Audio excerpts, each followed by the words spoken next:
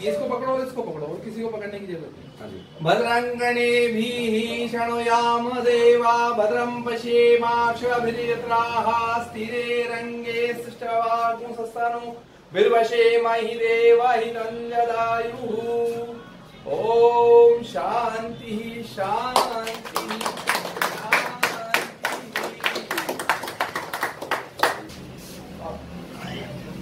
माला में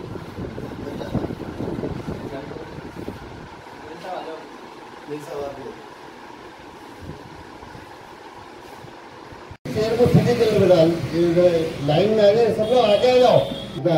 श्री भवानी सिंह जी ने बोला था 130 का ही हमारा मुहूर्त है, तो आज हम लोग सब आए हैं, आप लोग भी आए, उसके लिए मैं चाहता हूँ आप अपने घर का स्वागत करें। भवानी सिंह शेखावत जी है ना, और हमारे बीच तालियों के गड़गड़ाहट बजती रहना चाहिए। देखो जिनकी अपनी स्वागत करें, क्योंकि ये स्वागत हमेशा सबका कराते रहते हैं, कमल भैया करवाते कभी नहीं है। आए हैं और जो लोग आज हमारे शेखावत जी, तो जोरदार तालियों से स्वागत अभिनंदन की वजह चल रही है। भारत को भी माता बोला जाता है और हम इसको माँ बोल करके पुकारते हैं। इस देश की धरती सोना उगले उगले हीरे मोती की बात करने वाले हम सब लोग, जो कि कहते हैं कि इस देश की धरती सोना उगलती थी, बिल्कुल सोना उगलती थी, तो इसीलिए ये गाना बना था। समय और समय के प्रभाव ने आज हमको यहाँ खड़ा किया कि हमको किसी अभियान को छेड़ना पड़ता है ना। कैंसर डे हो गया, टीबी डे हो गया, अलग अलग तरह के कितनी नंबर ऑफ जितनी बीमारी है उनके डे मन में लग गए, है ना। पहले पोलियो डे ही बनता था, कैंसर डे भी बनता है, टीबी डे भी बनता है। क्यों? क्योंकि जब भी कोई समस्या आती है तो उसके लिए समाधान के रूप में कोई अभियान का आगाज होता है, और उस अभियान के आगाज के रूप में समस्या के समाधान के लिए निरंतर प्रयास होते हैं। थोड़ा सा पीछे जाने की जरूरत है। हमारा भारत देश आजाद हुआ 1960 से पहले कभी भी रासायनिक उर्वरकों का उपयोग होता नहीं था, लेकिन उसके पहले होता क्या था ये भी समझने की बात है। उसके पहले हम गुलाम थे। 1947 के पहले खेती अपनी करते थे, जितनी करते थे उतनी अंग्रेज लोग कर में ले जाते थे, तो हम खेती करने से मुंह ही बंद हो गया कि क्यों करें। इससे अच्छा तो सुभाष चंद्र बोस के साथ जो है भगत सिंह जी के साथ, सुखदेव जी के साथ, राजगुरु जी के साथ, गांधी जी के साथ, जिनकी जिसकी जैसी विचारधारा रही उनके साथ आजादी के अभियान में हम आगे बढ़े। देश आजाद हुआ, थोड़ा प्रगति किया, आगे गया, तो जनसंख्या भी बढ़ी और अन्न की वृद्धि, अन्न की कमी भी हुई। तो आप सब लोग हैं जिनने विदेशों से अन्न मंगाया, हमने खाया, लाल गेहूं सब लोगों के बीच में आया, लेकिन हम अंग्रेजों से गुलाम हो गए पर अंग्रेजियत से गुलाम नहीं हो पाए। ये हमारी एक कमी रही। और उस बीच में क्या हुआ, उस समय हमारे को हरित क्रांति की जरूरत थी। हरित क्रांति के माध्यम से हमारे बीच में जो है नया हरित क्रांति के बीच में हाइब्रिड सीड, हाइब्रिड बीजों का पदार्पण हुआ।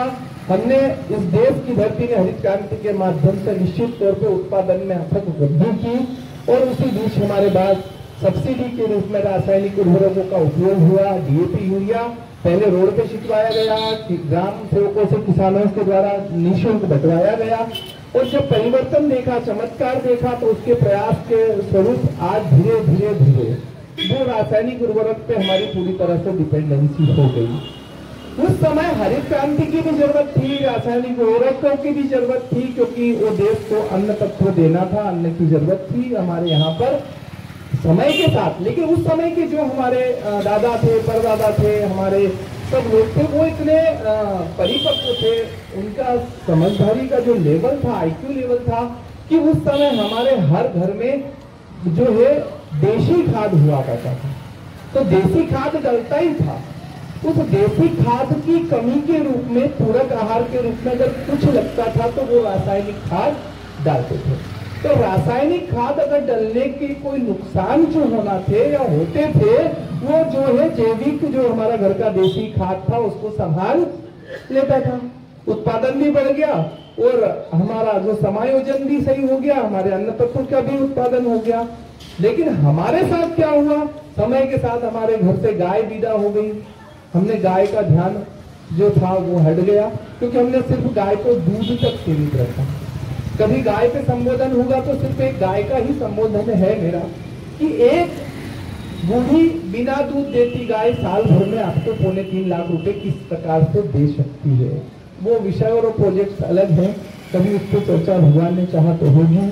तो गाय को हमने दूध तक सीमित रखा, और जब दूध नहीं था तो हमने उसको घर से बाहर कर दिया, क्योंकि जर्सी आ गई, वहां पे भी हाइब्रिड आ गया, भैंस आ गई, बड़े ज्यादा दूध की चाहत में गाय को विदा किया। कि जो जमीन आज से 1960, 70, 80 तक हम मेड़ पे पैर रखते थे, गलती से खेत में पैर चला जाए तो धजड़ करके हमारा घुटने तक पैर अंदर चला जाता था।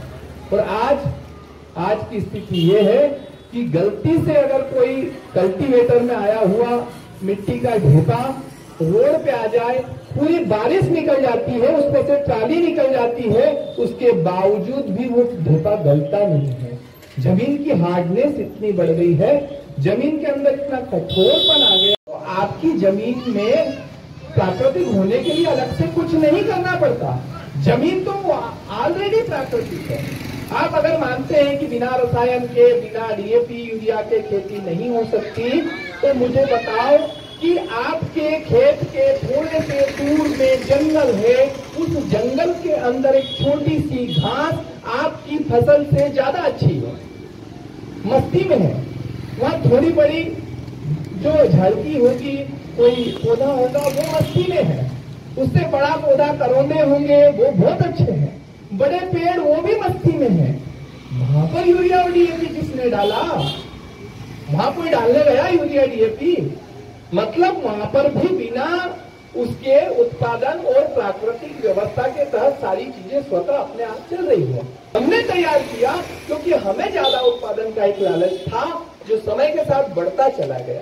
जो हम कभी 10 किलो बीघा डीएपी डालते थे, वो गोबर की खाद जो चली गई, उसमें क्या हुआ कि वो जो संभाल लेती थी उसके नुकसान को, वो गोबर खाद चले जाने से अब सिर्फ नुकसान बचा, उसको संभालने वाला कोई नहीं बचा। मतलब कह सकते हैं कि बच्चा तो पैदा हो गया लेकिन मां मर गई, और जिसका मां मर गई उन बच्चों को तो अनाथ होना तय है। इसी तरह इस मां का भी रखवाला नहीं रहा, जो उसको हम देसी खाद कहते थे, गोबर खाद कहते थे, और वो गोबर खाद उसके नुकसान को नहीं संभाल पाया, इसलिए हमारी जमीन बंजर होती चली गई। जो जमीन कभी हल से होती थी वो रोटावेटर की खुशबू के बिना आज चलती नहीं है। उस साल दिया थे उनके पेट्रोल पंप वाले, वहां डाला, जहां जहां भी डाला, ऐसी स्थिति रही कि वो विपरीत परिस्थिति में भी अपने आप को जिंदा रख पाया पौधा। ये हमारे इस प्रोडक्ट का फायदा हमने देखा, तो हम आगे बढ़े।